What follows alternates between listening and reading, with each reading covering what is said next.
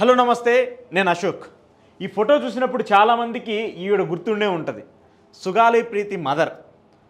2017లో సుగాలి ప్రీతికి సంబంధించి ఆమె మీద ఒక కాలేజీలో అత్యాచారం చేసి ఆ పాపను చంపేసినప్పుడు, ఆ అత్యాచారం చేసి ఆ పాపను చనిపోయిన తర్వాత ఆ బిడ్డకి న్యాయం జరగాలి, ఆ బిడ్డకి న్యాయం చేయండి అంటూ ఈ తల్లి చేసినటువంటి పోరాటాన్ని చాలామందికి కళ్ళకట్టినట్టు కూడా మనం చూస్తూ వచ్చాం.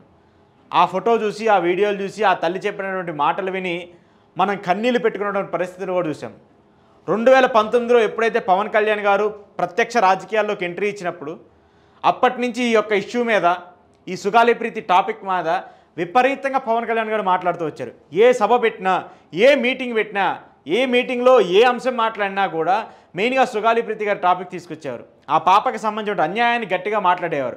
ఆయన మాట్లాడుతున్న ప్రతిసారి మనం కూడా భావోద్వేగానికి లోనయ్యేవాళ్ళం. మనం కూడా భావంతో మాట్లాడేవాళ్ళం. అసలు ఏంది, ఇలా ఎందుకు జరుగుతుంది, ఈ సొసైటీలో ఎందుకు జరుగుతుంది, ఆ పాపకి న్యాయం చేయాలి. పవన్ కళ్యాణ్ లాంటి వ్యక్తి ఈ ఇష్యూని టేకప్ చేశారు కాబట్టి ఖచ్చితంగా న్యాయం చేయండి పవన్ కళ్యాణ్ గారు అంటూ కూడా ప్రతి కార్యకర్త, ప్రతి వ్యక్తి, భారతదేశానికి సంబంధించి కావచ్చు, ఆంధ్రప్రదేశ్ సంబంధించి ఈ విషయం తెలిసినటువంటి ప్రతి వ్యక్తి కూడా సపోర్ట్ చేస్తూ వచ్చారు. అయితే కూటమి అధికారంలోకి వచ్చింది, జగన్మోహన్ రెడ్డి ఓడిపోయాడు, 14-15 నెలలు అవుతుంది. ఇప్పటి వరకు ఈ సుగాలి ప్రీతికి సంబంధించిన అంశం మీద పవన్ కళ్యాణ్ గారు నోరు మెదపట్లేదు. పవన్ కళ్యాణ్ గారు కనీసం మాట్లాడలేదు. పవన్ కళ్యాణ్ గారు ఈ ఇష్యూకి సంబంధించి అసలు ఏం జరుగుతుందో కూడా అర్థం కావట్లేదు. సుగాలి ప్రీతి గారి మదర్తో నేను కూడా మాట్లాడాను. ఏంటి ఈ కేసుకు సంబంధించిన పరిస్థితి ఇప్పుడు ఎలా ఉంది, ఈ అప్డేట్ ఏంటి, మీ దాదాపు 8 సంవత్సరాలుగా మీరు మీ బిడ్డకి న్యాయం జరగాలని చెప్పేసి మీరు పోరాటం చేస్తున్నారు కదా, దీనికి సంబంధించి ఏం జరుగుతుందని చెప్పేసి ఆమెతో మాట్లాడినప్పుడు ఆమె కొన్ని కీలక విషయాలు చెప్పింది. 14 నెలలు అయిపోయింది. పవన్ కళ్యాణ్ గారు నేను మొదట్లో గెలిచిన తర్వాత నేను కలుస్తూ వచ్చాను. కలిసిన తర్వాత నాకు ఆయన ఫస్ట్ చెప్పిన మాట ఏంటంటే, మీకు 1 నెలలో లేదంటే 2 నెలల్లోనో మీ కూతురికి సంబంధించి అన్యాయం చేసినటువంటి వ్యక్తులు ఎవరైతే ఉన్నారో వాళ్ళందరినీ కూడా నేను జైల్లో పెట్టిస్తాను, నాది బాధ్యత అని చెప్పేసి అన్నారని చెప్పారు. ఆ తర్వాత మీరు హోంమంత్రి గారిని కలవండి, అనిత గారిని కలవండి. అనిత గారిని కలిసిన తర్వాత ఆమె కొన్ని ఇన్పుట్స్ ఇస్తారు, తద్వారా మీరు ఫర్దర్గా ఏం ప్రాసెస్ చేయాలి ఏంటి అని చెప్తారని చెప్పేసి కూడా అన్నారు ఆవిడ. సో హోంమంత్రి గారిని కలిసారు. హోంమంత్రి గారు కూడా మేడం మీకు 1 మంత్లో మీకు ఎవరైతే ఈ ఇష్యూకి సంబంధించి మెయిన్గా ఆరోపణలు చేసుకున్నటువంటి వ్యక్తులు ఉన్నారో వాళ్ళందరినీ కూడా మా అధికారులు పట్టుకుంటారు, వాళ్ళందరికీ కూడా శిక్ష వేస్తామని చెప్పేసి హోంమంత్రి గారు కూడా చెప్పారని చెప్పేసి చెప్తుంది. అయితే ఈమె కలిసి దాదాపు సంవత్సరం అయిపోయింది. సంవత్సరం అవుతున్నా కూడా ఇప్పటి వరకు దాని మీద కనీసం ఇంచి కూడా చలనం లేదు. ఇంచి కూడా ఆ ఫైల్ ముందుకు కదలలేదు. ఇంచి కూడా దాన్ని ముందుకు తీసుకెళ్లేటువంటి పరిస్థితి కూడా లేదు. ఇంకా పైగా ఆవిడ అధికారుల దగ్గరికి వెళ్తేనో, కలెక్టర్ల దగ్గరికి వెళ్తేనో, ఎస్పీల దగ్గరికి వెళ్తేనో కనీసం ఏమని తీసుకెళ్లే పరిస్థితి కూడా లేదు. అధికారి ఎస్పీ గారి దగ్గరికి వెళ్ళి, సార్ ఇది పరిస్థితి, ఇది నా బిడ్డకి సంబంధించి జరిగినటువంటి అన్యాయం, దీని మీద మీరు మాట్లాడాలి, దీని మీద మీరు ఇన్వెస్టిగేషన్ చేయండి, పలానా వాళ్ళు ద్రోహులు, వాళ్ళే ఈ ఘటనకంతా చేశారని చెప్పేసి ఆమె పూర్తి స్థాయి ఆధారాలను తీసుకొచ్చుకొని బయటకు వచ్చి మాట్లాడుతున్నా కూడా అధికారులు అపాయింట్మెంట్ ఇచ్చి ఆమె బాధని, ఆమె గోడిని వినే పరిస్థితి కూడా లేదు. పవన్ కళ్యాణ్ గారి దగ్గరికి వెళ్ళి పవన్ కళ్యాణ్ గారితో మాట్లాడదామన్నా పవన్ కళ్యాణ్ గారు కూడా కనీసం పట్టించుకోని కూడా లేదు. గతంలో పదే మీటింగులు పెట్టి 100 సార్లు ఈ పాప గురించి మాట్లాడినటువంటి పవన్ కళ్యాణ్ గారు, 10ల సంఖ్యలో వాళ్ళ తల్లికి అపాయింట్మెంట్ ఇచ్చినటువంటి పవన్ కళ్యాణ్ గారు ఇప్పుడు ఎందుకు ఈ ఇష్యూ మీద మాట్లాడలేదు? అంటే రాజకీయంలో గెలవటం కోసము, రాజకీయాల్లో ఉండటం కోసము, రాజకీయంలో నేను ప్రజా సమస్యల మీద పోరాటం చేస్తున్నామని చెప్పేసి ప్రజలకు చూపించడం కోసం ఈ కేసును వాడుకున్నారా? అధికారంలోకి వచ్చి 15 నెలలు అవుతుంది. పవన్ కళ్యాణ్ గారు దీనికి సమాధానం చెప్పాలి. పదే సభల్లో మాట్లాడినటువంటి పవన్ కళ్యాణ్ గారు ఇప్పుడు సుగాలి ప్రీతి గారి తల్లికి ఎందుకు న్యాయం చేయట్లేదు? ఆ పార్వతి గారికి మీరు ఎందుకు అపాయింట్మెంట్ ఇవ్వట్లేదు? హోంమంత్రి గారు దీని మీద ఎందుకు మాట్లాడట్లేదు? మీరందరూ మాట్లాడారు కదా, ప్రతి వ్యక్తి, టీడీపీ, జనసేనకి సంబంధించిన ప్రతి వ్యక్తి ఈ యొక్క ఇష్యూలో వీళ్ళు కూడా బాధితులు. ఈ తల్లికి, ఆ బిడ్డకి ఎవరైతే చనిపోయినటువంటి ఆ బిడ్డకున్నారో వాళ్ళు ఎవరైతే దుండగులు చేసినటువంటి ద్రోహం కంటే మీరు చేసినటువంటి ద్రోహం ఎక్కువ.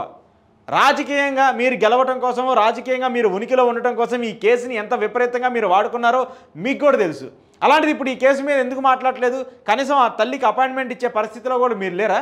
ఆ తల్లి కనీసం అపాయింట్మెంట్ ఇవ్వడానికి కూడా మీరు ఎందుకు భయపడుతున్నారు? అక్కడ అవతల వైపు ఉన్నటువంటి వ్యక్తులు ఏమైనా డబ్బు గల వ్యక్తులా?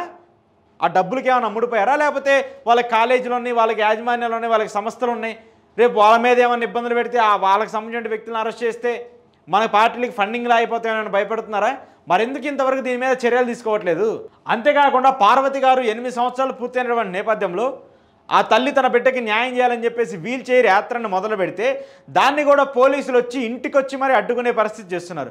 నోటీసులు ఇచ్చి మీ యాత్రకి పర్మిషన్ లేదని చెప్తున్నారు. ఒక బాధితురాలు తమకు న్యాయం చేయండి అని చెప్పేసి 2 కాళ్ళు లేకపోయినా వీల్ చైర్లు అలానే యాత్ర చేస్తానని చెప్పేసి ముందుకెళ్తూ ఉన్నప్పుడు ఆమెను కూడా అడ్డుకుంటున్నామంటే మనం ప్రభుత్వంగా ఉన్నామా, లేదంటే కక్షపూరితంగా మనమే ప్రజల్ని ఇబ్బంది పెడుతూ ఉన్నామా? రాజకీయ పార్టీలు అంటే రానేవారు, రాజకీయ పార్టీల కంటే పర్మిషన్స్ ఇవ్వరు. రాజకీయ పార్టీలకు సంబంధించిన అంశాల మీద వాళ్ళు ఏమైనా మాట్లాడితే ప్రజలు మళ్ళీ తిరగబడతారు కాబట్టి వాళ్ళకి పర్మిషన్స్ ఇవ్వరు. సరే వాళ్ళని పక్కన పడేసేయండి, రాజకీయంగా మీరు కొట్టుకుంటారు, ఏదైనా చేస్తుంటారు. కానీ ఈ తల్లికి ఎందుకు పర్మిషన్ ఇవ్వట్లేదు? ఈ తల్లికి ఎందుకు న్యాయం చేయట్లేదు? ఆమె మిమ్మల్ని కాదు కదా అడుగుతుంది, తన కూతురికి జరిగినటువంటి అన్యాయాన్ని గురించి ప్రతి గ్రామానికి వెళ్ళి ప్రతి ప్రాంతానికి వెళ్ళి ఏం జరిగింది అని చెప్పేసి వివరిస్తానంటుంది. మీకేంటి బాధ? అంటే మొన్నటిదాకా మనం దీన్ని రాజకీయంగా వాడుకున్నాం కాబట్టి ఇప్పుడు మనం ఈ కేసుకు సంబంధించి న్యాయం చేయలేం కాబట్టి, న్యాయం చేసే పరిస్థితిలో మనం లేం కాబట్టి ఈవిడ బయటికి వెళ్ళి మాట్లాడితే ఇబ్బంది పడుతూ ఉంటుంది, ఈమె బయటికి వెళ్ళి మాట్లాడితే విమర్శలు వస్తూ ఉంటాయి. ఈ ఫోటో చూసినప్పుడు చాలామందికి అర్థమవుతుంది, జగన్మోహన్ రెడ్డి అప్పుడు ముఖ్యమంత్రిగా ఉన్నప్పుడు సుగాలి ప్రీతి గారి తల్లి వెళ్ళి జగన్మోహన్ రెడ్డి గారిని కలిశారు. సార్ నా కూతురికి న్యాయం చేయాలి, మీరు అధికారంలో ఉన్నారు కాబట్టి అంటే వెంటనే జగన్మోహన్ రెడ్డి గారు విత్ ఇన్ 6 monthsలోనే దీన్ని సిబిఐకి ఇవ్వండి, సిబిఐ టేకప్ చేసి దీని మీద పూర్తిస్థాయి విచారణ చేయండి అని చెప్పేసి సిబిఐకి జగన్మోహన్ రెడ్డి పంపించాడు. కనీసం ఆ టైంలో కొంత కేసు అన్న ముందుకు పడింది, 2-3 అడుగులు ముందుకు పడింది. దానికి సంబంధించి ఏంటి ఇన్వెస్టిగేషన్ చేశారు పోలీసులు అధికారులు, దానికి సంబంధించి ఎవరున్నారు బాధితులు, ఎంత పెద్ద వ్యక్తులు ఉన్నారని కూడా ఇన్ఫర్మేషన్ అంతా బయటకు వచ్చింది. ఆ ఫైల్స్ ఉంటాయి కదా, అట్లీస్ట్ మీరు సిబిఐలు ఇవన్నీ పక్కన పెట్టేసేయండి, స్పెషల్ టీంను ఒకటి ఫాలో చేయండి, దానికి సంబంధించి వాళ్ళు విచారణ చేస్తారు, న్యాయం చేయండి. అది కూడా చేయకపోతే ఇంకెందుకు? మనము రాజకీయంగా వాడుకున్న దానికోసం ఆ తల్లికి న్యాయం చేస్తే చాలు, మీరు ఏం చేయవసరం లేదు కొత్తగా.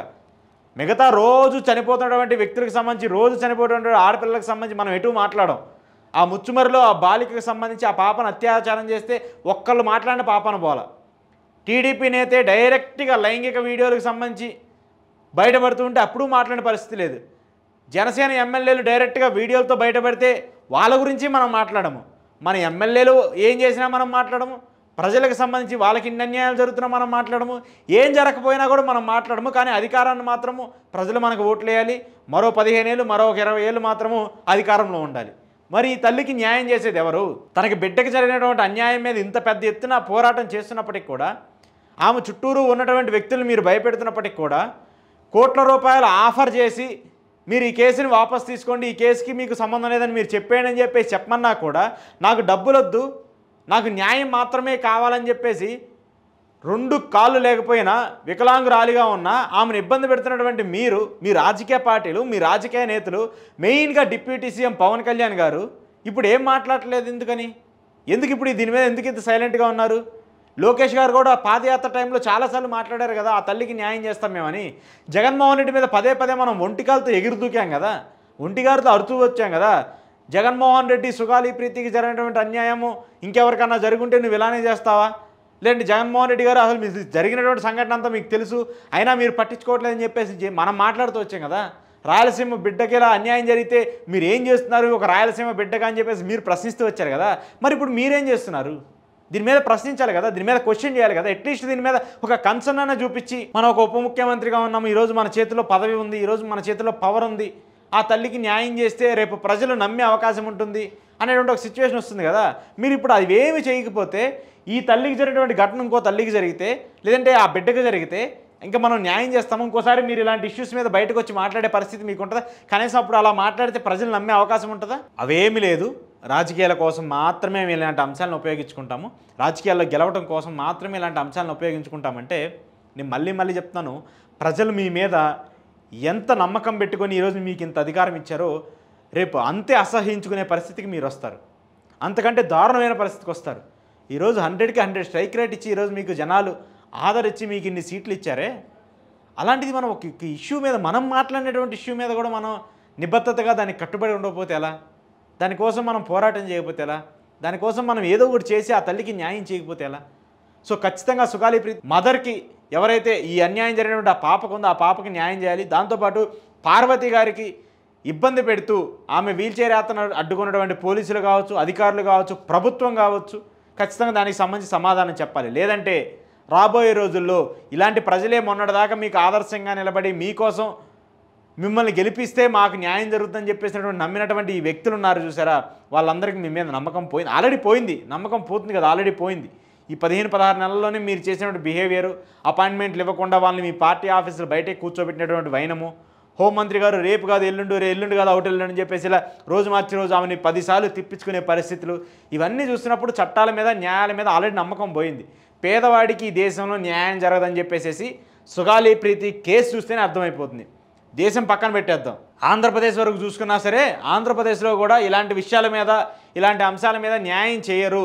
ఈవెన్ పవన్ కళ్యాణ్ కూడా న్యాయం చేయలేడని చెప్పేసి అర్థమైపోయింది. పవన్ కళ్యాణ్ కూడా రాజకీయాల కోసం ఇలాంటి విషయాలను వాడతాడు, రాజకీయాల కోసం ఇలాంటి వాటిని ఉపయోగించుకుంటున్నారని కూడా అర్థమైపోతుంది.